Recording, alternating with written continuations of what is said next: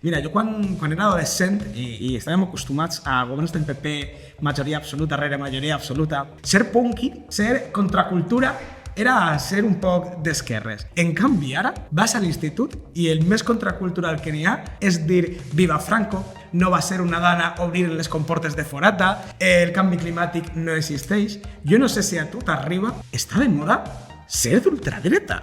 La joventut se'ns està anant o què passa, Joan?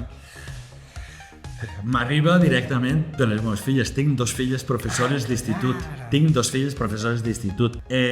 Confiem en que és una moda, no? De que com totes les modes va i ve o no? Jo espero sincerament que acabarem desenmascarant a l'extrema dreta. O sigui, explicar-los que votar a la dreta o votar a l'extrema dreta és votar, efectivament, contra aquells que perpetuaran que els fills dels treballadors no puguen accedir a l'educació, no puguen accedir a la sanitat.